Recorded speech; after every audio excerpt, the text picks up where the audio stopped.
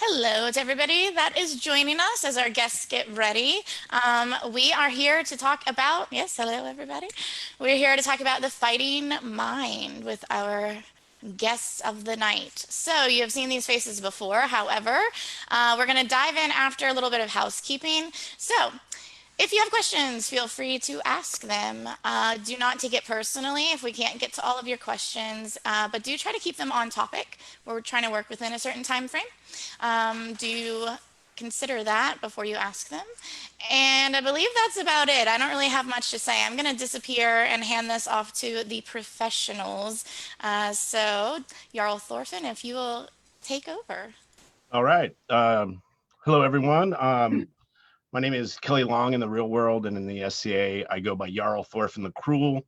I've been actively fighting for about 28 years in the SCA, a knight for 25. This is actually my 25th anniversary just passed by.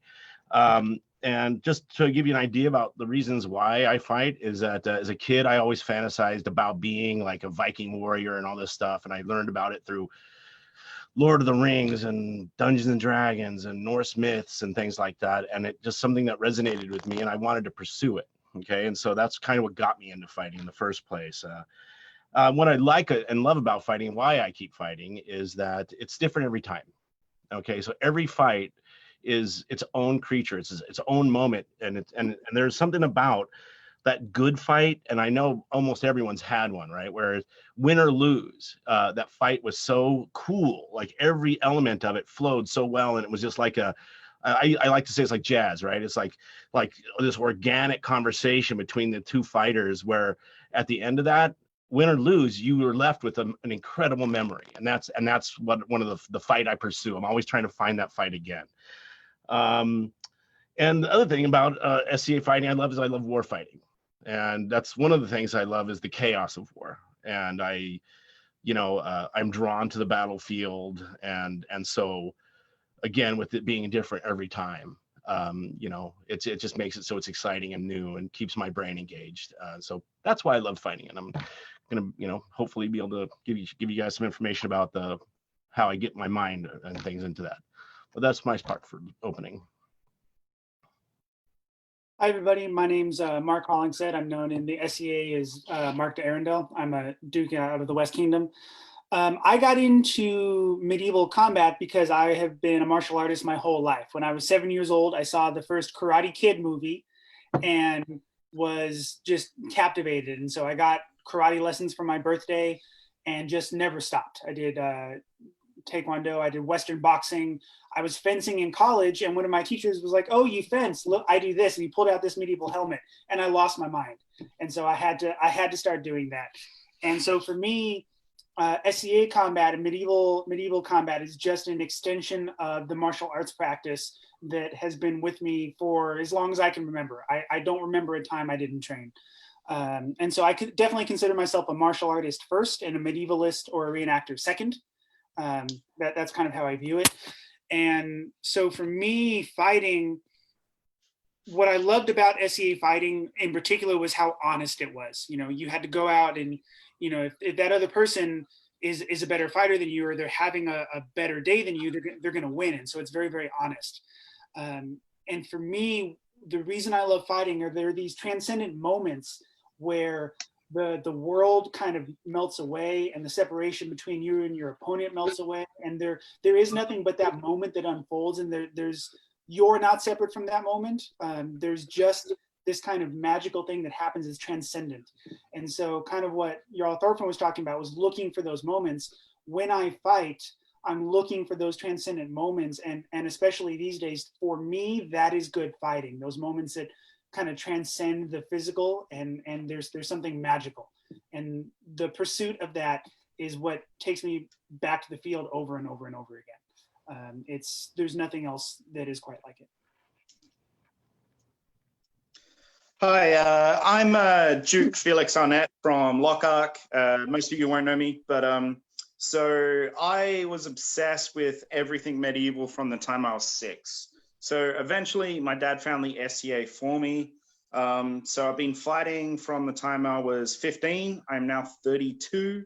What drew me to fighting was like the sheer sport of it at when I first started. Like I played a lot of sports through my life, but this is the one thing that's truly unique. Some interesting things about me is I'm actually incredibly shy until I fight you, and the honesty that SCA combat supplies in us judging our own shots hooked me, because in that moment I knew the person I was talking to was of similar minds. When someone decided to take a shot, I knew we could be friends for life, and like the SCA gave me a chance to kind of break out of that shell. But very much like the previous two, is I'm obsessed with chasing that perfect moment. Like that feeling of the fight when everything just flows away and the only thing in front of you is your opponent is fantastic. One of the other odd things about me is if I don't actually get to fight, I can't sleep. Like that feeling of the whole world just dissolving away for that perfect fight, that stays with me for a good couple of days. So I'm chasing that moment because in that moment, the world is pure. The only thing that's there is the chess match of my opponent and myself. Everything out politics, everything else just diminishes in that moment. And it's just me in the fight. And that's why I fight. And that's why I'll continue to fight until I can't. That's me. So we wanted to actually break this apart into kind of training methodology and mindset, and then tournament methodology and mindset, because training and competition are very different. So in terms of the mental approach to training, my personal motto is that discipline carries me when the spirit fails. And what that means is that training for me is non-negotiable. I brush my teeth, I shave my head, I go to training. There isn't an option not to go to training. And so there will be days where I'll be like, this sucks, put my armor in the car. I don't want to do this, put my key in the ignition, drive to practice. I'd rather be at home, put on my armor, and then I start fighting. And then once I start fighting, I'm fine. But it's not that I always have motivation, it's that there is no other option for me. And I think because I grew up with that lifestyle, that's normal to me. I grew up all through middle school, high school, college, training 6 days a week, 2-3 hours a night. So for me, that's just how it is. But when I go to training, it is all about the development of skills. It is the cultivation of my art. There's no winning or losing in practice in terms of the opponent. Certainly I can lose at practice if I feel like I didn't accomplish my goals, if I didn't make progress, if I felt like I was just fighting crappy. I can definitely go home bummed out about that. But there's never a time I go to practice and, oh, I want to beat that person. That's not what it's about. It's about working on the skills that I'm trying to cultivate, achieving the victory conditions. So when I go to practice, I know, because I've thought about practice all day. If it is a practice day, that's been on my mind all day. And I think about, I want to accomplish this goal. I want to make this motion happen. I want to have this kind of an engagement. And so when I go in, we do our drills, we do our full work. And once I start training, I am trying to achieve those victory conditions. And that victory condition is never beat the guy in front of me. That has nothing to do with it. Maybe it's a little self-centered, a little selfish. But when I go to practice and I'm working on my goals, it's just about achieving the goals I set myself for that day.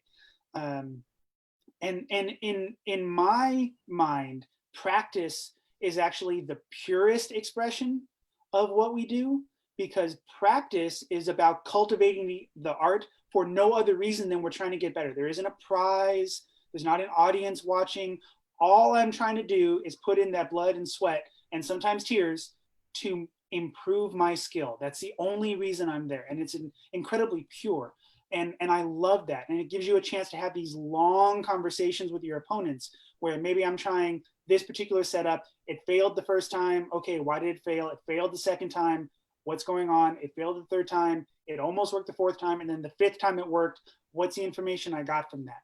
So when I'm going to practice, I'm very invested, but I'm invested in cultivating my skills and and taking the information that I've given, even if the setup I'm working on fails all 10 times I tried it that night, that's feedback. I go home and I think about that.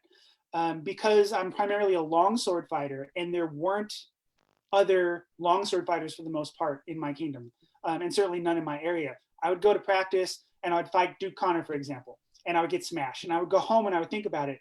Why did I get smashed? What was happening? And I would think about that half second in the fight where things went wrong and I got hit. And I would get on my Pel and I would think about, okay, this is how I'll solve this. And I would drill on the Pel what I thought the solution to that problem was.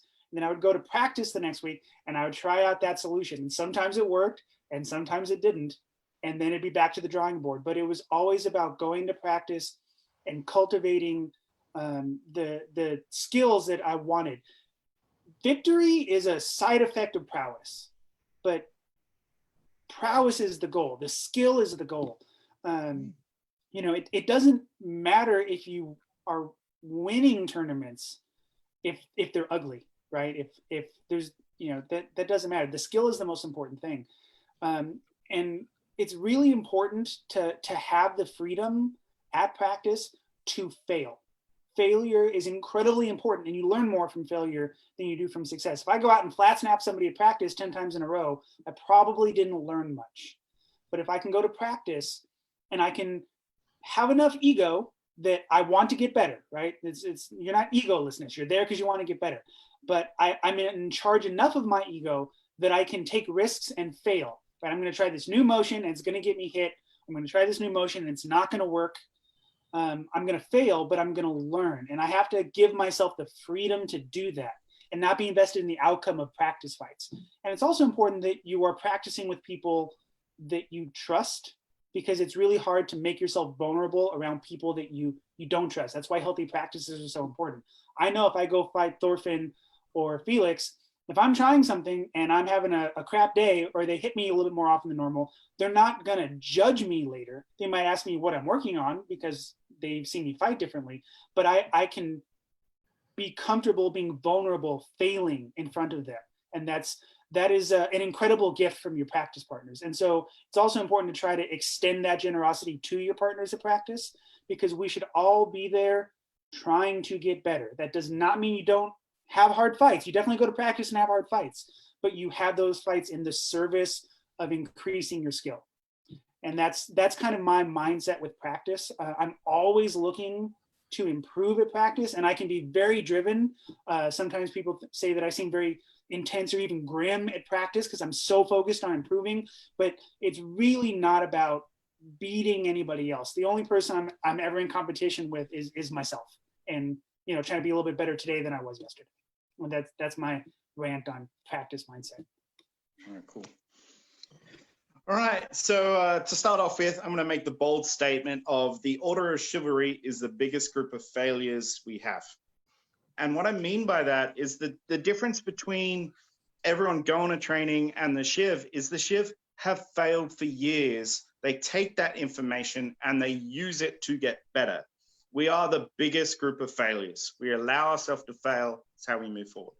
So one of the things, like all day long leading up to a training, I'm very much thinking about goals, setting goals, what type of goals. And so I want to introduce a concept that I talk about, which is primary and secondary goals, or micro goals. So a lot of times I see some people, they'll set goals for a training session, and it'll be a large goal like footwork or the snap or something. These goals are too large. So I like to shrink down I'll pick 3 goals and then I'll shrink those down into micro goals, the smallest segments I can possibly do. So if I'm working on a particular setup, an offside to a snap, I'm going to start the micro goal process of what variables do I need to make this happen? What variables do I need in myself? What is going to make it not work? What is going to make it work? That's my first goal, is just working out how to make that goal happen. My second goal is picking one component that I worked out from that to make that chain keep happening. It's like Lego blocks. You've got all these little tiny goals, the little Lego blocks, and you're building upon a technique until it's the full-blown castle that you. So the idea of goals is pick your big ones, make yourself accountable for them. If you have a goal, I know a lot of people generally don't like to write things down, but write your goals down before you get to training. Make yourself accountable for what you want to work on. You don't want to go halfway through a training session and then work out your goals then, because then you're not really being honest with the first half of your training. So make yourself accountable of your goals, write them down, and then you can check them later. As you're driving home or as you're sitting in the pub with your mates, you can read your goals together and you can kind of workshop it there. But definitely make yourself accountable for your goals. Write them down. Don't just make them up halfway through training. Now, there is another style of goals I call side quests, mini quests. And this is something I use for people that are plateauing a lot. I use it for myself. So the first thing you got to understand is you want to be accountable for goals over a period of time. Generally, most people aren't going to pick up a goal and perform it like day one. It's going to take like 6 months of working on something before it's fully fledged part of your fighting. So when you're an experienced fighter, that time is way shorter though. And that's when side quests come in. Is if I go into a training session, I might have 3 main goals, which is survivability, footwork, or a certain shot or something. But these micro goals are shifting goals that I shift depending on what my opponent's giving me. This is kind of working on your analysis of battle computers so you're not stuck into the same fight. It's not necessarily something you want to do early on, but if you find yourself plateauing, this idea of having this rotating side quests, and side quests are something like, I need to be able to throw this setup, or I need to take 3 shots from my opponent before I'm allowed to counter. They're basically little tiny goals that you have to perform before you're allowed to kill your opponent type things. So the other thing that's really important about training is the analysis of the information coming out. I am a big believer in you need to analyze all information from a training session. I don't just look at the negatives. I need to look at the positives. I need to look at what's working and what's not. So I run a little checklist talking about stuff, which is, this is my checklist on after a training session, this is what I ask myself. So was it chance? Did you create it? Did you react to it? Did your opponent create it? Did your opponent overreact to it? Is it repeatable? Can you build upon it? Does it detract from your overall style? That is my generic breakdown of every training session, whether or not I get my ass beat or I'm killing everyone. I analyze everything, whether it's successful or negative, with those questions. Because the reality is, data is data. I need to know what's working so I can look at that and go, well, is the thing that's working for me actually the very reason that these things are detracting? So if I'm overly killing someone that flips now, well, I never get the chance to throw an off body. So it's important to analyze the data as a whole. Also, to be honest, if you just live in the negative all the time, why would you go to training? Like, some of us are that ruthless with our fighting. That's cool. The generic SCA isn't that ruthless. So let's, the Australian term would be the shit sandwich. Like, you put the crap stuff in there and you put some bread on the outside to make it nice and make you want to come back, right? So you gotta, then after you've done that evaluation, cherry pick the things you want to work on. And it's good to go, well, I'm actually going to work on 2 negatives and 1 positive. Create that shit sandwich, you know, like give yourself that little spark, that little candy, that little treat that goes, well, I am doing all right. So the final thing at training that I find really important is how we deal with negative feedback. And personally, the biggest trick I've ever done in my head is the understanding that negative feedback is only negative if you view it that way, right? Because at worst, if someone gives you feedback and it's completely shit, well, you've got one awesome bit of information out of that person, which is they told you they're not. Awesome, right? That's useful information, right? But the other thing is, let's say they explain something that doesn't quite make sense, put it away. You might find an opponent that that might relate to later and might help you kill someone later. But generally, all the information that's coming in, it's valid. It may not be valid based upon your experience or what you're trying to work on, but it'll give you an insight into how other fighters perceive the fight or think about it. So then it'll make us understand our opponents a little bit better. So all feedback, take it in, use it. It all is positive in some way as long as you put that mental trick on it. The final thing I want to say is experience points are real. Like every time you go to training, that's adding to your experience points. Sometimes you won't understand a technique or understand a piece of feedback, and it might be 6 months down the line. This is a common joke with trainers where like one of their students will finally get to train with someone else a year later, and they can perform the very thing that they were trying to work on. You're like, why couldn't you do it when I was teaching you? Well, that's experience points are real. They haven't had the experience points yet to verify what you're teaching them. They can't use the big sword of whatever, like they can't use that sword yet. They don't have the experience points. So just remember that experience points are real. Go to training. It all adds up over time, especially when your brain is thinking about it. When you're there, it adds up even faster. So that's pretty much my take on training. All right. Great. God, you guys, both of you guys were really killing it there. I want to start off with a quote, which I try to think about when I'm trying to train, especially when I'm doing a real hard training cycle. It's from Muhammad Ali, and it says, "Don't quit, suffer now, and live the rest of your life a champion." Okay. And I think it's a good thing to remember is that practice can be, hard. It's suffering, right?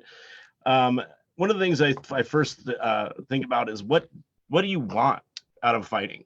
Okay, so if you want to excel and become, if you want to win a big tournament or a crown or whatever, you're going to have to really, really put a lot out there. And you're not going to get there by doing one practice every couple weeks or something like that. And it's the, the idea that you're trying to race to the 10,000 hours at something, become an expert, right? So the more time you're actually at practice, the quicker that time goes. And so what I mean by that is that one practice a week probably won't get you there. It'll maintain where you're at, and what's going to end up happening, especially I'm talking about when you're learning fighting, and when towards the end of your career, when you've got like more experience points, like Felix was saying, it takes less practice to maintain where you're at, right? Because you've already learned all that stuff, right? And you've had all the experience is all compiled. But while you're earning the experience it takes to become good at fighting and learning all the basic fundamental skills that it takes to become good at fighting, the more that practices you can make, the better. And I know it's hard sometimes with work and all these things, or it's a 2-hour drive and you're like, I don't want to do a 2-hour drive, but you may have to. And if you want it, you'll figure that out. You'll make it happen. And so what you'll find is that the more practices you can add to your monthly regimen, you start to learn exponentially, right? The more time in the helmet, it just ramps, right? And then what it does is it allows you to take the things that you're learning on the field and actually be able to fold them in faster into your wheelhouse of actual usable skills. And so I've seen many times like a learning fighter, and I've even seen it with higher end fighters too. But you have this thing what I call ramping, right? Is that when you're learning and just going up, like you're learning, and then right before you kind of plateau, and that's when you're making that next big jump, everything becomes oftentimes very cumbersome in your fighting. You're like, why aren't these things working? And then what happens is through experience of the training that you're doing, they all either start locking together and working, or those skills that don't work for your style will literally start falling out. And that's when you, boom, make that next jump. Okay. So I know it's going to be frustrating, and I get that, but it's going to be worth it at the end. And so suffer through that part, the ramping part, and then, then you're going to have a period where you plateau for a while and you'll start ramping again, right? This is all going to happen with just tons of practice. So make that extra drive, I know, find a practice buddy, It's like having a workout friend, right? Well, I grew up with a bunch of guys who were all very driven. Like we were going to 3 and 4 practices a week. And in those days when you didn't want to go, Helgi wanted to go and he didn't have a car. So, or Vlad or any of the other guys I fought with all the time, these guys would push you to go to practice. So it was helpful. When you're at practice, I think that you should push yourself. What I mean by that is physically, you should leave pretty exhausted. And especially at the end of the night when you're tired and you're thinking to yourself, I want to go sit down, fight those extra couple fights. And I'll tell you why. The reason is at the end of a tournament, everyone's tired, right? If you have the internal strength to dig down and find what it takes to win that fight, well, that's going to be a great advantage. And trust me, everyone's tired at the end of the tournament. Okay, just wearing armor all day is nearly as tiring as fighting in it. So you're going to find that that's going to be helpful for you. When you go to fighter practice, pick out the best skilled fighters you can. Don't be afraid to go over there, and don't be afraid to lose. We were talking about that. Both of the 2 fighters ahead of me talked about this. The idea is that it's okay to lose, because right now you're learning these fundamental skills that will carry forward throughout your entire career. So if you were to take that and work on those things, right? And then when you talk to these fighters, definitely listen, right? These people have experience. They're going to be telling you things. They're going to say like, hey, you're doing this. And I know it sounds like that, you're getting beat up, ego-wise by someone telling you what you're doing wrong all the time. But the thing is that they're actually trying to help you. They're trying to say like, this stance isn't working for you, or how you're doing your shield work, or what that elbow cup that you use makes it so you can't bend your arm correctly, things like that. So do actually listen. Listening is a huge element. And out of all the things they say, when you go to practice, you're going to encounter people that they're going to vomit out a million different bits of advice about that particular night. And it's too much to all take in at once. So what you want to do is, maybe this is kind of like the little side quests that Felix was talking about. What I try to say is maybe just take one of those things, right? Take one of the things that they said to you and really try and think about it, adapt it into your fighting and learn from that. And then next week, take another one, right? And that way you can learn as we go forward. And it's not too much for your brain to take in, which it can be like just a alphabet soup of information, which you can't make anything out of. So try and focus on one element, really try and learn from that, okay? And I think the other thing about training, guys, is training mindset is learning to take time to heal, right? If you're hurt, take that time, okay? Take time to actually, sit out for 2 weeks or 3 weeks or whatever it is. Especially if you get like a real injury, like a broken arm or maybe a shoulder injury or something, listen to the doctors, take that time. These are things that are going to extend your fighting career at the end, and you're going to be happier for it. And we're all going to be coming out of this pandemic with, not a lot of practice time. And a lot of us are going to be looking at where we think we are on the field and where we're going to find out where we actually are. Okay. So you may be a little rusty. And the thing that I want to say about that is every fighter practice is where you're at today. Okay. Don't beat yourself up over the fact that, I used to do this well or whatever, right? You can always make it back to where you were. It's just going to take work, just like you put in to get there. And so it's okay that you're learning again. And some of those things, you'll quickly, it's like knocking the rust off. Once you knock the rust off, guys, you're going to be good, right? I find that for me, when I have to have a break for some reason, like, this or, an injury, sometimes just getting out there, putting my helmet on and getting hit. Actually having someone hit me makes me realize I'm safe and everything's gonna be okay. And also kind of, you hit me, I want to hit you back person. And so it makes me mentally like, get in there and kind of wakes up the fighter in me. And so those are the things I'm going to say about training. Thanks. So one thing I wanted to add, because I was thinking about what I was saying, and I was listening to what both of their graces were saying, and we were being very thoughtful. I love training. Most of us are most of us are going to spend more hours at training than we are in a tournament. So if the thing you're going to spend most of the time doing is training, find a way to make friends with that. If you have the, like, I have to get through training so I can go do the fun stuff, you're going to be unhappy most of your time in armor. Make friends with the process of training. I love every stinky, sweaty, bruised, tearful minute. Those, I will go home from a practice elated because I had good sets, or I will go home and I will be crushed for a week because I had bad sets. But the lifestyle of training as a medieval martial artist, right? This is what we do. We go to practice, we hone our skills, we put on armor. Find those places to fall in love with it, and you will be happier. And if you are training from a place of happiness and love, you will also progress faster. So we're all talking a little bit about the grind, and I'm a definite believer in embrace the grind, but try to find those places to fall in love with training too, because that's really important. Yeah, I agree. The camaraderie as well is huge, right? I mean, just the ability to be with people that have the similar interest, and that'll get you, that'll make it so it's fun. Like, you get to talk to they become your friends, right? And then that's what you look forward to. I forgot to say one last thing. A note I added on just at the end, and it's kind of a transition idea here, is that we're talking about training, and then the next subject is going to be talking about tournament mind. Part of the training, guys, is going to smaller tournaments and actually fighting in those small local tournaments or baronial champions or things like that.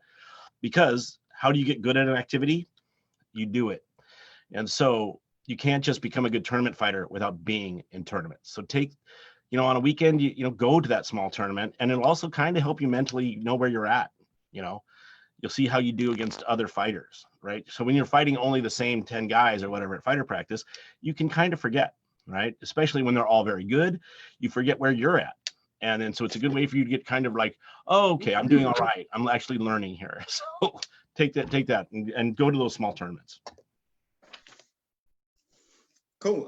Excellent. So I'll agree with all of that.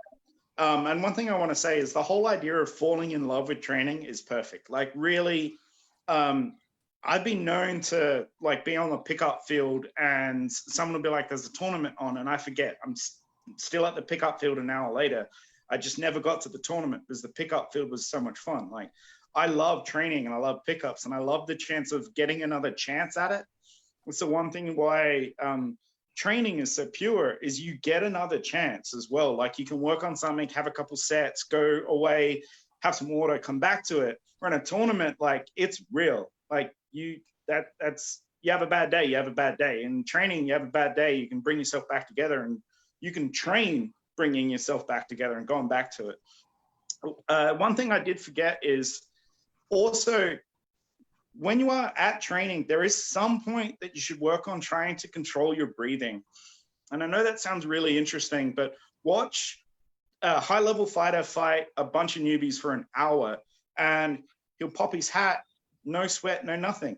And I'm not talking about they're physically, they're fit fighters. I'm talking about old dukes. They can run rings around these people because they understand the technique.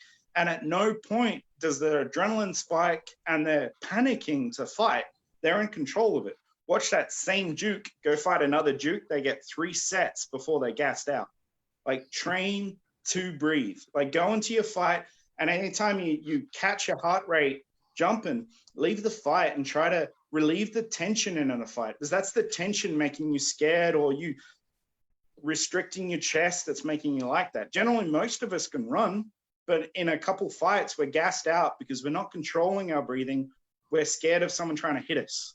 So that's something to do with training, is just take a couple fights where you go, all right, my whole goal is to work on my breathing.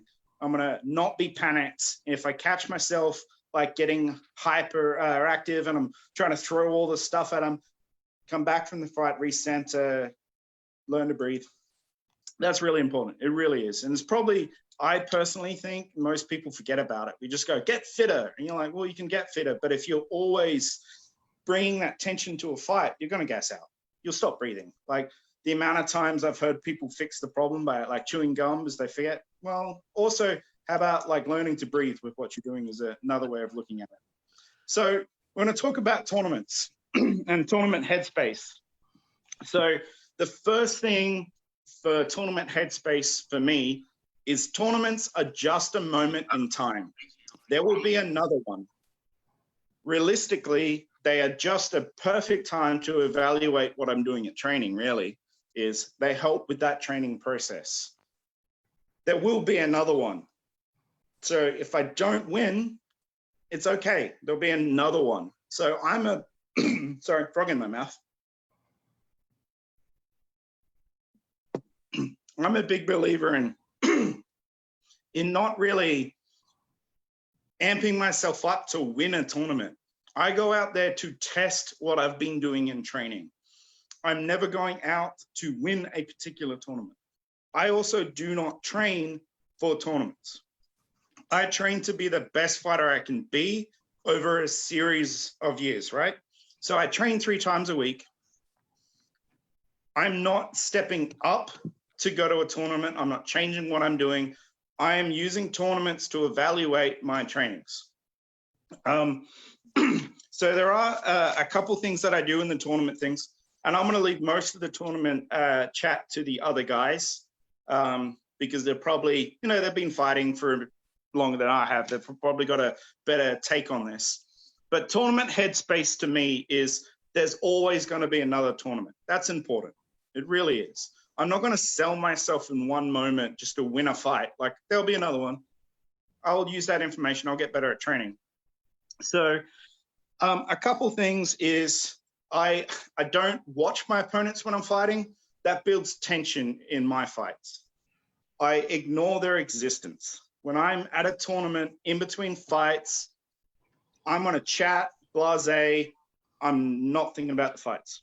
Now, when I say I'm chat, I'm Felix, so I'm not talking to anyone. But like, generally, I'm just relaxed. As soon as my helm goes on, I hope to use that as a trigger, but realistically, my helm goes on at training and I can't trigger that in a tournament. So centering and salutes becomes a big part of my shift from tournament fighting to training. Now, something I picked up from Kelly years ago, or Thorfinn, was the way I would always salute was like the typical like salute thing, but I was doing that at same training. So the typical like Western salute, I got a thrusty, this. Like, so any salute like that to me was centering myself to training. So at some point I'm like, I need something that can ignore the world and the only focus is me. So at the start of a tournament, tournament fight, sorry, I'm gonna enter the list, I'll be in the list, I'll do my salutes. The very final salute to me is I look up at the sky. Same thing, I look up at the sky because I'm not caring about any of the surroundings around me. I look at the one escape that is left for me, right? I'm a like Dragon Ball Z nerd fan, so you know there's a planet up there that I salute as well now. But that I found was a better trigger for me because all the other centering techniques I was using it training as well. So I have this distinct different styles of salute depending on what I'm doing. My focus for tournament fighting is I salute the sky, center, breathe, and as I'm centering myself, I'm listening to my surroundings and slowly letting them drain out until the only thing is just me and my opponent. But to start off with, I don't hyper focus on looking at my opponent. I'm not too fussed on that whole trying to get an edge over my opponent by staring at them or walking up and down. None of that. I want no tension in me whatsoever. I want to be as relaxed as I possibly can. Now, there are a lot of people that talk about pre-fight analysts and all of these things. They are useful tactics. I personally find they get in the way. If I overanalyze a fight or an opponent, I'm not present in the fight to react to the actual weaknesses in their style or their strengths. I'm only reacting to the perceived stuff. I don't want to do that. I want to be in the moment where I'm free of my own brain and I'm just letting my training show itself. So I'm very much on I don't tactically watch my opponents beforehand. I don't make up lists. I find all of this adds tension and creates this almost is this tension to build up in that pre-existing weight. I think you get more tired, you throw the wrong shots. You may win fights that way, but when you're fighting someone like Uther, who's probably just going to beat us all up, like, we've got to be present. I need to react to that one mistake that maybe will happen every 10 years. Like, I got to react to that. If I'm so set in my battle computer going, this will happen, I just don't think you're going to get there.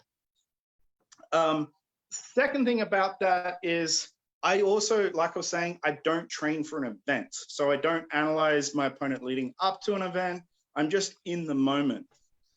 There is another controversial kind of opinion that I have based on that is in our combat system, we have one moment to decide whether or not a shot is good or bad.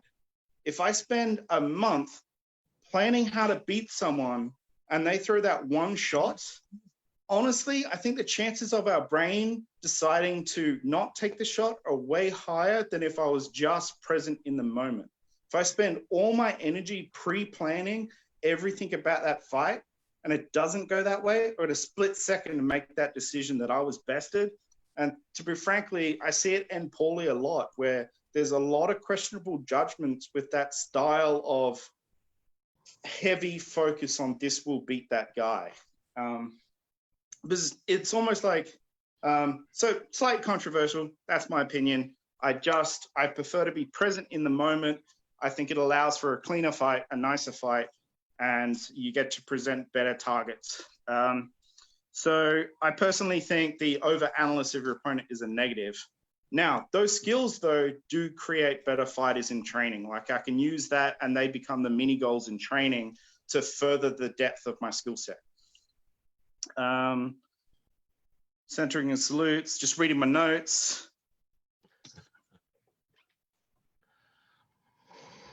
All right, so threat analysis, right? That's the last part of, I'm very, very simple on threat analysis, right?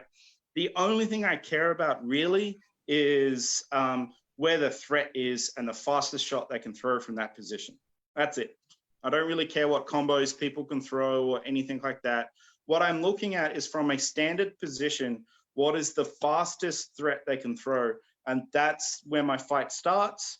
And then my training just shows itself after that point. So there is some analysis at the start so I don't get thrust straight in the face. Like if it's a glaive, like clearly that's going to change something. So generally in a fight, I'll do my salute, I'll center myself. As I'm walking into range, I look at the fastest shot that they're going to be able to throw from that sword position. And that's what I take care of, and then let my training do its work. That's pretty much all I got on in my notes. They're kind of jumbled, but I'm going to pass you over to the other two because I think they've got way more experience in winning tournaments, so it'll be cool to see what they say. Okay. First off, man, Felix, good job. That was great.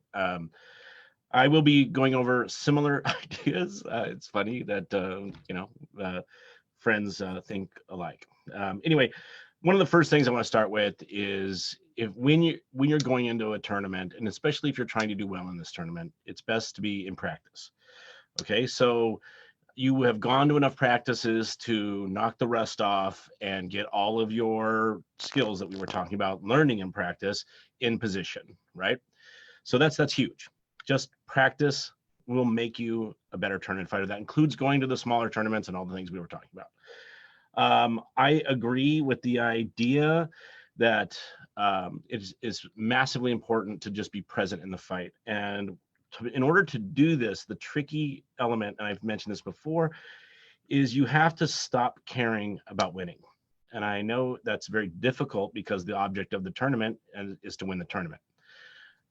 But that's not how you win, okay? So I find that by having this baggage, I call it, right, hanging off of you, which is worrying about every single fight in this tournament in order to win the tournament, what you're doing is you're stressing yourself out. You're making it to where you're not present. You're not here in the moment. And you're dragging all this baggage with you. As soon as you can stop caring, and it's not easy to do. This is a very difficult thing to try and learn. And some people have a much easier time with it. But as soon as you can quit caring about winning and set that down mentally, what you're doing is you're making that your opponent, I will guarantee you, is fretting about winning. Okay, he's over there thinking about it, and let him carry on that way, right? So once you can set that down, you can then move into the clear mind, right, where you don't bring any baggage with you, and you're just present in the fight. In order to be present in the fight, you come into the fight, you have a full belief in your skill set and the fundamental drills and basics that we talked about, and you don't make any plans never work. How many times does a fighter change what they do? And like you said, if you watched or trained to fight that one particular fighter, well, what if he doesn't throw that leg shot that he always opens with, right? So being present in the fight is, like Felix was saying, is to just, when you get there, it means that you're ready for any activity in this fight, right? You're present to have any option. Part of that, though, is like addressing your opponent, right? Just because you're present doesn't mean that you're ignoring everything, right? So if his stance is obviously a left-handed fighter, or these small little things like that, that you should notice these things, right? You should fundamentally, when you address your opponent, part of that is looking at them and seeing, their stance, which attack is going to be their fastest attack. What is their, defense options? Are they off balance? All that stuff. But that's through practice that becomes easier for you to process. So you don't have to sit there and spend a lot of mental energy going through all of those things, like, is he doing this, right? When you're in practice and you've learned all these things, it just kind of flows through you, right? You come up to your opponent and you're ready to fight, and that allows you to then assess everything right then, right? And that's all through just experience. So the more time you spend at practice, facing different stances, different shield styles and options like that, it allows you to have that database, which is in the back of your mind, is just going to just flow out. So you're not going to have to sit there and go, let's think about, what is this guy going to do, right? That doesn't lend to being present in the moment, right? As soon as you do that, you're not present in the moment anymore, and you're thinking, and you don't necessarily want to be thinking. You want to be reacting, right? So, and reaction can be proaction too. You don't have to just be, waiting for them to do something. You can proactively do something in your fight, and still be doing that. One of the things we talked about was, Felix was mentioning the focus thing. I had a lot of trouble with that when I was coming up as fighting, and I ended up having different kind of like things I did. And so what I found was, when I get to the fight, part of getting myself ready to be present in the fight is to shed all those things away by doing an action that says, now we're here. So all of the other activities that happen between the rounds, like walking and talking with your friends or watching a fight or whatever, right? All of that stuff you bring with you to the field. But as soon as I do my focus, which for me is I hold my arms up in the air and I look like I'm doing something to the gods, but instead I'm actually asking for myself to be transported to Mars. And I say, Barsoom. And that's what I'm hoping happens. So I don't have to be here anymore. I want to go to Mars. But that's when all of that stuff sheds away. And when I'm in practice, and when I'm, when I'm present in the fight, it does all go away. Everything just drops, and I can feel right now we're together being this fighter, and that's all it is. And then we're going to have our conversation, and at the end of that conversation, one of us is going to win, right? Part of training for a tournament is that you'll fight 50 fights at a fighter practice, right? And what you're doing at a tournament is you're just stringing together around 10 fights, guys. So if you think about how many fights you win at a fighter practice over the course of the night, you win way more than 10 fights, right? So it's just remembering to that you're stringing together 10 fights in a row, right? And it's quite difficult, especially when your opponents, are trying to do the same thing. But if you are to,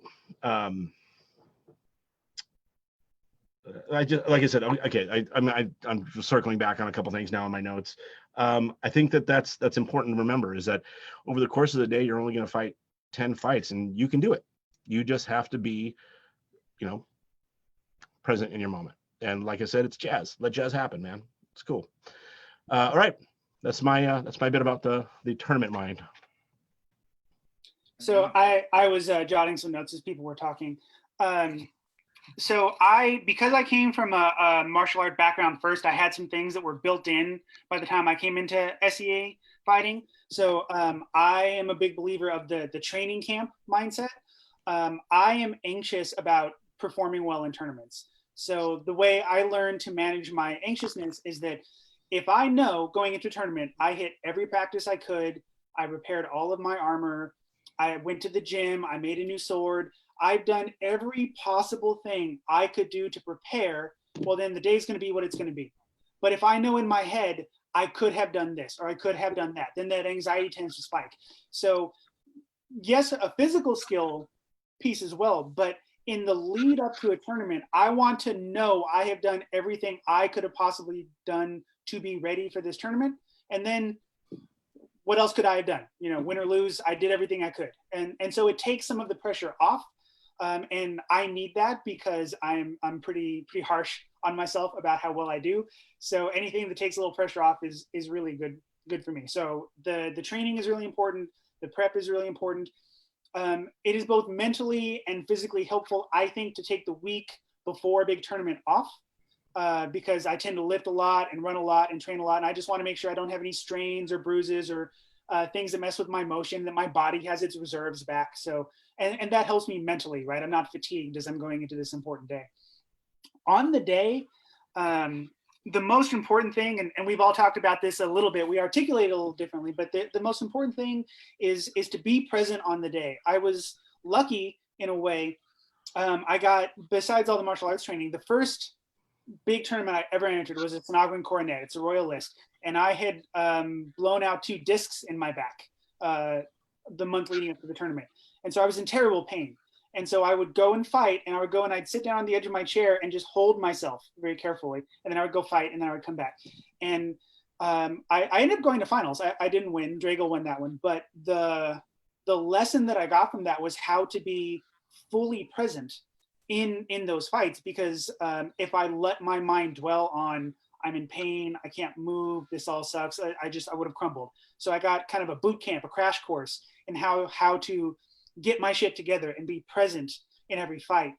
And that really takes me to the next one. So I don't look at tournaments in any kind of a holistic way at all. I don't even think about stringing fights together.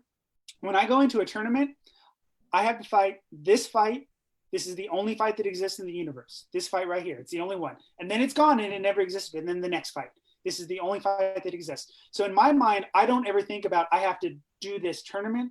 I think I have to go fight this fight perfectly. And then if you do that 9 times, well, you do find yourself in finals, and that tends to be what happens. So that's how I approach it. If I think because of my personality, if I were to think of the tournament and oh my God, and all these people are in it, and there's 60 fighters in the list, I would get overwhelmed. So I don't worry about any of that stuff. I just, this fight, this is the only fight. And then it's gone and it never happened. And then this fight. And so in between rounds, I try to ignore that the tournament's happening. I don't watch opponents. I don't get in. I try to have a laugh with my friends, have some water, spend some time with my lady. I don't watch other fights unless it's one of my students or a friend of mine that I'm invested in supporting them. But that's it, because the more emotional energy I pour into this tournament, the tighter I get, the more exhausted I get, the more that pressure builds up, and none of that is conducive to me fighting well. And the thing is, you know, Jarl Thorfinn talked about not wanting to win. I am very invested in performing. I don't worry about beating the other person, but I definitely want to fight well. And I've won tournaments where I've gone home and be like, I fought like shit. You know, I didn't perform to the level I was striving for, regardless of the outcome of the tournament. And I don't think there's a problem being invested in performing, and I certainly am. And so, but I don't ever care about beating a particular opponent. I don't care who my opponent is. I really don't. When I go out to fight that person, I am bringing my art. They're going to bring their art. I observe the opponent because I need to be engaged in that fight, but I don't have a Rolodex of fighters or the shots they throw or their tendencies. I don't do any of the mind games. I personally find them distasteful. I want my skill and the opponent's skill to come up perfectly and unfettered in any way. No sun in people's eyes, no slip in the mud, no mind games, and whoever's art comes out in that moment, I want the purest fight possible, because when two fighters are striving at their utmost at the top of their game, that is when you get those transcendent moments, and that is always what I am chasing, is those transcendent moments. And so that's really important. And so in a way, your opponent really is just a mirror for your fighting. If you are performing well, if your art is coming forth in its best possible way, then you're going to perform well. And that's all you can ask of your fight. And when it hasn't happened often, but when I have fallen out of that mindset, I don't fight as well. If I am worried about that opponent, or for example, I get in front of like a Duke who was a Duke when I started and they were one of my heroes and I find them intimidating. In the rare instances where I've run into those people in a tournament, and I've had to recenter myself because I realized that I wasn't bringing my best fight because I was kind of mentally shook a little bit and I had to kind of bring it back. So for me, my salute, my centering is all about my wife. So when I tend to be of the personality where I have excess energy, right? I have the nervous energy. So when I walk out into the field, I salute the crown. And when I salute my wife, I take a deep breath. I hold it for a slow count of 10. I make sure I catch her eye. And then when I exhale, I imagine grounding that excess energy into the dirt, right? Down my feet out the dirt, because I tend to be an excess energy fighter. Some people struggle to get, up enough. I'm not one of those people. I tend to be anxious. So for me, it's about being out there with my wife and then grounding that excess energy. The interesting thing is that I don't enjoy tournaments particularly because I generally don't feel anything in them. I go out and the way I have cultivated my tournament mindset, my focus mindset, I don't really feel anything until the end. And so actually the first crown I won, we got through the end of the tournament, and then I started crying because all the emotions, all the tensions and the joys and the downs and all those things that would go into winning a crown tournament, I didn't feel any of them until it was time to take my helmet off. Because again, I'm kind of looking for that kind of transcendence. When I'm looking at my opponents, I don't even necessarily think about sword shots so much. I look at their body and I want to know where can they go, right? So if based on their posture, based on the stance that they take, based on where they have their weight, I need to know where can they end up. And for me, because I fight with either the long sword or the sword and buckler, which tends to be very, very mobile form, all of my killings happen in the transitions. So I need to know where that opponent can go. And I really process it on a pretty subconscious level. So for me, it's a feeling thing. I'm looking to feel that fight. But we talked about this a little bit the last time we all got together. I don't really think about plans or shots at all. I have faith that my offense will come out as it needs to, right? All my training will come out. So I just make sure that I'm feeling my opponent. So when the motion happens, my fight does what I know it can do. So it's not a particularly intellectual experience for me, and it's definitely not planned out.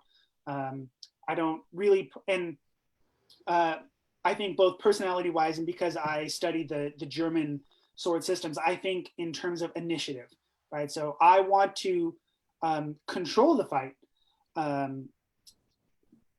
that doesn't always mean moving first. If you have the Book of Five Rings fans out there, one of the lines that Musashi talks about is that I don't move until my opponent moves, and sensing that my opponent moves, I move first. And so that's that kind of sensitivity, and then taking the initiative when it's going to happen. In terms of the fixating, there's a different, one of Musashi's contemporaries, Yagi Munenori. He was the fencing master of the shogun at the time. And there's a series of letters that a Zen priest wrote to this Japanese swordmaster at this time. It's called The Unfettered Mind. It's a book. It's these collection of letters. And one of the things that this priest talks about is the non-abiding mind. And that just means that if you fixate on a detail, his sword is there, his foot is there. If you fixate on that, the fight's going to happen while your mind's still stuck on that other thing. It's going to get away from you. You'll be behind. So I think a lot of us are articulating in slightly different ways about going out there and being present, trusting in your training, allowing the fight to happen, and not getting kind of mentally clenched either on your own fight or what the opponent's going to do, because that constricts you and you are not free to have the full expression of your fight happen. Feel like I'm veering off into kind of hippie territory a little bit, so I'm going to stop and let everybody else circle back in. We'll get you a tie-dyed shirt. You'll be fine. Yeah.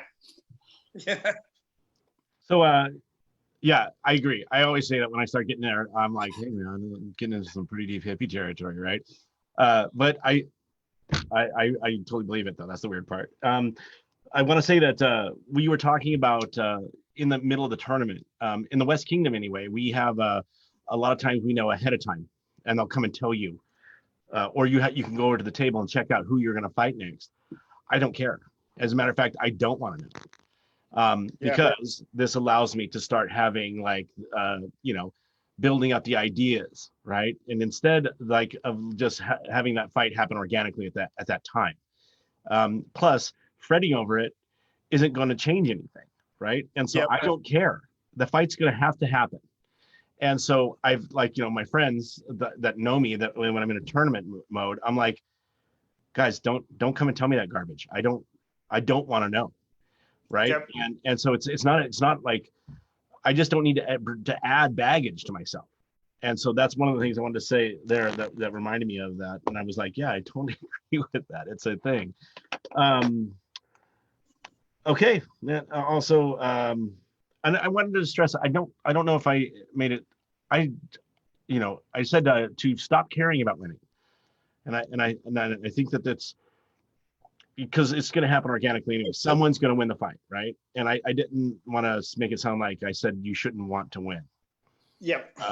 Is what it sounded like. And I was like, maybe what I'm saying is stop caring about it and let it just happen.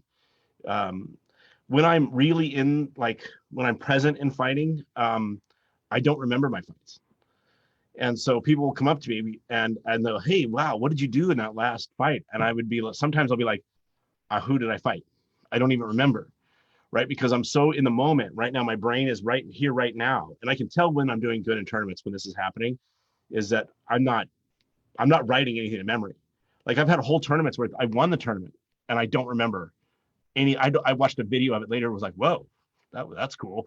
Right. But it's not that. So that's a hard place to get to. That's all I'm saying is that. And so I know that that's one of the things that lets me know that I'm actually kind of achieve that moment. Next. It'll be me. Yeah. So one of the things I decided to say it because this is really how I think. So in training, I fight people. In tournaments, I actually just think everyone's a suit of armor and there's not a person in it. Like, I don't care who I'm fighting. It's just a piece of armor that's swinging at me. I honestly training, everyone's a person. Tournament, to me, they're just a suit of armor. The other thing about like winning is I honestly don't care about winning. It does not bother me. I'm like, I've been in the SCA for so long. I'm like, I understand I'm going to win some and lose some. I just don't care. But the one thing I don't like is I hate getting hit. I don't have a pain tolerance. So for me, bad fighting means I get hit. Like I watch some of the old films, like you watch some of the best moves is that sidestep, single shot, no defense was hit. It was just perfect fighting. Like that to me is what I want. So if I get hit, it's just bad art. Now, the byproduct of never getting hit is there's a chance that as long as I can make my sword connect with them, I do in fact win. So when I go on a tournament, I'm more of the mindset of like, I don't want to get hit because it hurts. But I also I'm an armorer. I love hitting armor. So I'm going to do it, So a lot of it is so art-based in my fight that it's just, I want to show my art. It's almost like you've thrown this spotlight on the tournament and I kind of have that moment where I want to prove to everyone I have been training, But honestly, winning, it means nothing to me. But I hate getting hit. So therefore, the byproduct is I win a little bit more than average. I like that. I have a question for everybody. Excellent. I'm going to take this a little bit of a step further because I know you have each talked about how you're dealing with nerves for tournament fighting, just nerves in general. So if we were to reduce that and simplify that, what is one piece of advice or one exercise you would tell people to use or do to get rid of tournament nerves? One physical thing and one mental thing. All right, cool. I'll start. I had the opportunity a little while ago to fight possibly the most nervous tournament I've ever been in, which was the last Crown tournament I won. The reason why I was so nervous is the dumbass romantic in me decided that I was going to win Crown and ask Eva to marry me that day. So that was the most nerves I've ever had in a tournament, because all of a sudden, all that shit we just spoke about, I did care about winning because I wanted this perfect moment. So how I dealt with that was I actually very lucky. So one is I trust my friends. Like I trust the environment I'm around, right? So I can talk about things. So find a nice place at a tournament where you can hide from the tournament. So if someone's trying to come in and be like, your next fight's Duke, blah, blah, blah, you have friends that deal with that, so you don't have to. But one of the most important things is understand, for me, there was another tournament. Like I learned this off Duke Stefan in Lochac, is he fought every Crown he possibly could since 2000, right? He hit finals more times than any other fighter in our kingdom. And the biggest piece of advice he ever gave me is, there's another one in 3 months. Well, 3 months for the West, 6 months for here. So there's another one. So whether it's Crown or other tournaments, there's always going to be another tournament. So when you are nervous, think about the things that have made that happen and catalog what's going on and seeing if you control that. Like I'm very similar to Marc, where I just prepare for the event. I go, I've done the training. I don't need anything more. I make my new swords. I have a spare. I make sure I know where I'm at. I make sure all of these things are there. So if you haven't got that down, go to the events. When you really start to feel nervous, just write down what happened beforehand or what happens to spark that. You might have been nervous all night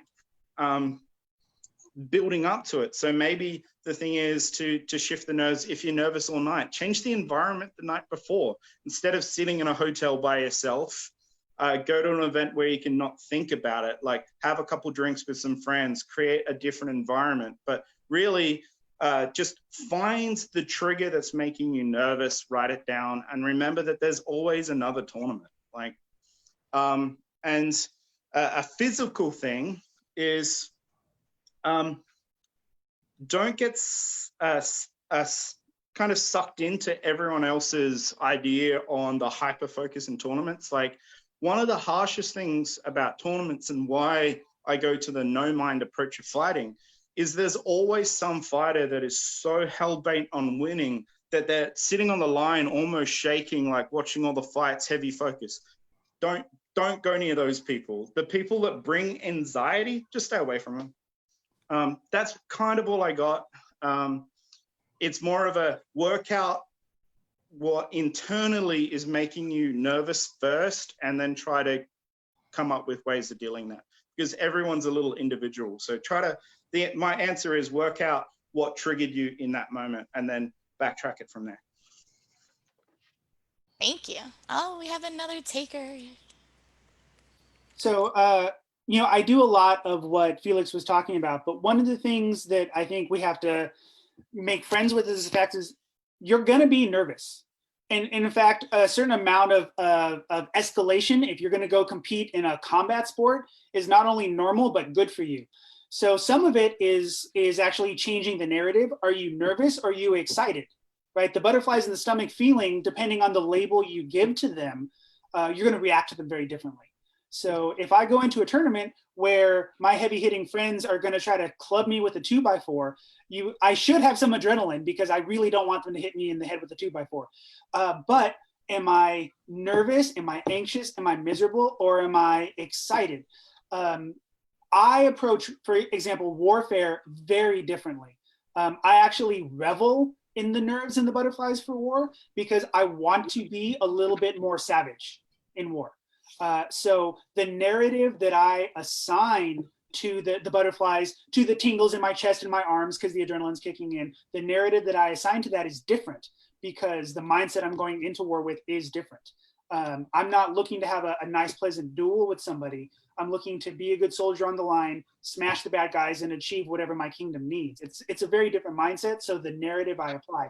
So if you're going into tournaments and you're really struggling with anxiety or nerves, definitely do the things that Felix talked about and we were talking about. You should mitigate it. If you're an adrenaline mess, if you're shaking, if you're having trouble breathing, that's not really productive. You are too escalated, right? There's kind of a level where you perform better, and then there's a level where you go beyond that, where you actually get shaky and perform worse. So you do need to manage your nerves with the prep beforehand, the good meal, the sleep, all those things. And then the amount of adrenaline, the escalation you are feeling, try to change the narrative, make friends with it rather than make it an enemy. And then definitely with the physical piece, the routine of some sort to trigger you into the right mindset is incredibly important. And I do the salute, and I have a very particular salute I do every time with my wife. Dukes, Thorfinn, and Felix, they have their own thing. It can be as serious or as goofy as you need it, right? You could, and you might find it on accident, but try some things. What are the things that kind of Pavlovian, like, put your body into that right, we're going to go have a fight now thing. So I would say coming into the tournament, once you've done all the things to manage, your prep so that you're at the right level of escalation, try to change the narrative, make friends with it. And then the physical piece is definitely find some kind of a triggering motion or word or routine that puts you into the right spot and then go from there. Yeah. So, yeah, I agree. I think that the key for me is the finding the trigger, the salute or whatever it is, the thing that resets you to this moment, right? So you're all the stuff going on around you, right? And then we come out to every fight, and that's when I do a particular activity, which then resets it, and now we're now. Okay, so that's the trick is learning what that is for you. It could be like Marc does a salute for his wife, I salute Mars, Felix salutes a planet from Airbender, or what was it? I salute Vegeta from Dragon Ball Z. Dragon Ball Z, guys. But so that's my point, is that whatever that thing is, you have to find it and add significance to it and weight to it, to when you do that function, it says to you, drops all that stuff out, right? Now we're here. And that's the trick, is learning, and you'll go through many iterations. I remember when I was a younger person, I didn't like hitting people because of, it's not nice to hit my friends with big sticks. And so I had to learn to say, fuck that guy, right? And that was the mental trigger, was that I'm going to hit that guy with a big club and not let him hit me in the neck or something, right? And so whatever that is for you, find that thing. Now, war fighting, totally different. I am a heartless, like, I don't care about anybody on the battlefield. I only care about my army and my people and defending them. And so I'm cruel and mean. So I just heartlessly smash people. There's no adrenaline, there's no care. It's just an activity. So, but there you go. Thanks, guys. Thank you. How would you recommend somebody with a very analytical mind to shift into how do they put it? A no mind.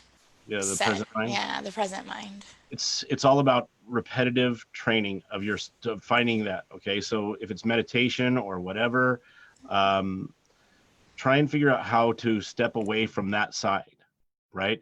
The analytical mind is an important element to being a good fighter, right? But at the time, we're not analyzing right now. We're doing, right? And so you need to figure out a way to separate the two, like, and that's through practice and experience and trust in yourself, I find, in my opinion. And so if you then have a database, like a skill set, I like to call it, right?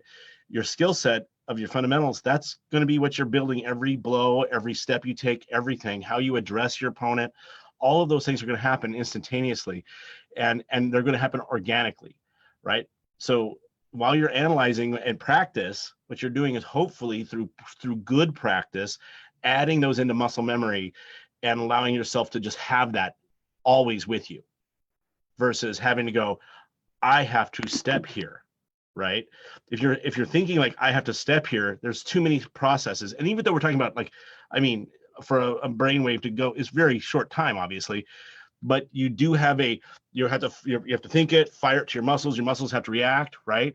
Where if you could just happen where you flow into the blow or into the step or whatever you need to do through experience and trust in yourself, that's totally different, right? It's more, it's quicker, it's more, it's, like I said, more reactive than, actionary, right? So you're not saying, if I do this, you just do it. And I think that's all due to practice. I think that if with practice, you can all get there. And Marc's going to correct me on that. No, it's not a correction. So you have to practice mindfulness. It's a skill like anything else. And it can be tough to, like any new skill, whether it's a new shot or anything else, it can be tough to practice that in a full speed fight at first when you're just trying to survive. So if you're a person that tends to be really analytical and you have a hard time getting in touch with that kind of mindful place, practice some mindfulness at home. And it can be, you don't have to meditate. I meditate, but you could sit, just listen to a song, be fully present. Don't think about the song. Don't think about what it means. Listen to the song. Go out to your pel, do, tactical based pel work, and then do another set of the 1 through 10 where you are just aware of your muscle motions and you're not thinking about them and you are fully present. Then go and do some drills at practice where you are fully invested. You're feeling every muscle, you're feeling the flow, you're feeling the weight shift. You are practicing the skill of being mindful and present without chatter. And then if you're an analytical person, go to practice, fight a set with somebody, be analytical, take a break, drink some water, come back, fight 3 sets, 3 fights or 5 fights, where your goal is to be mindful and present and not to have the chatter in the background. But you have to kind of do that scaffolded practice. Yeah, it's baby. Just like anything else, right? We wouldn't say go throw this 5-step combination in a full speed fight when you've never thrown a flat stamp on a pel.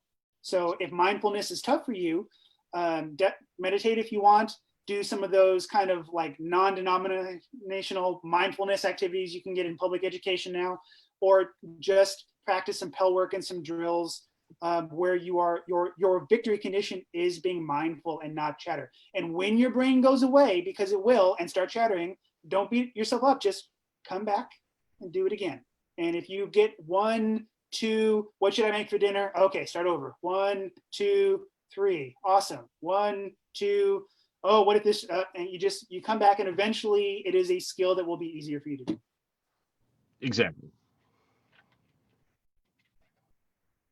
All right. So, interesting thing, renown-wise, in my kingdom, I'm actually known as an incredibly analytical fighter. So I, to understand that, first off, there are some fighters that are incredibly analytical that are phenomenal. Like Uther and Duke Fabian are both analytical fighters that they are crazy good. So it's not always a bad thing. So if we're talking about you're finding it hard to separate, like you want to analyze the fight and come up with a solution, realistically, it's, for me, how I dealt with that is very much similar to what Marc said with escalation of how I'm training it at the pel and thinking about just generally the no mind from every level, where I'm working on it outside of fighting, and then I'm working on it in drill work, then I'm working on it in fighting. So I'll just add to the last part, which is the working on it in fighting. Marc covered the rest.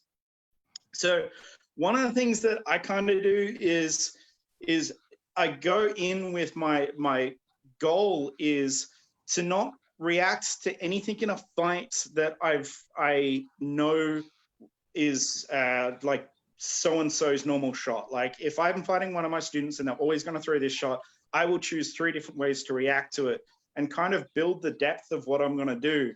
But there's a drill that I call fighting in the storm. And this is what I use to become just a field-based fighter.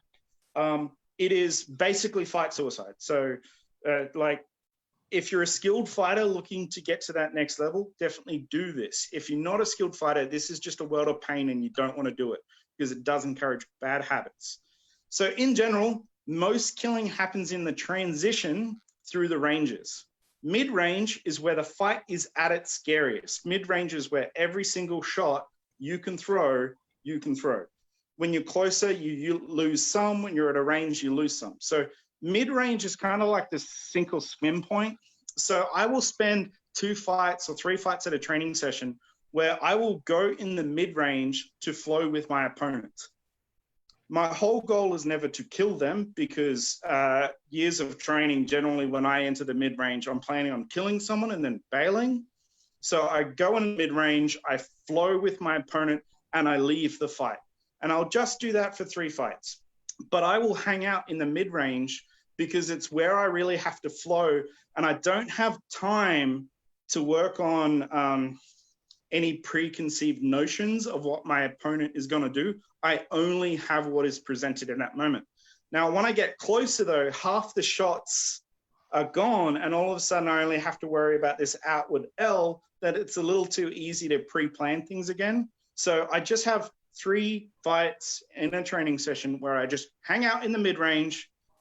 It's fight suicide. It's not what you ever want to do to win a fight, but it does really enhance that time learning to flow and learning to just be in the moment.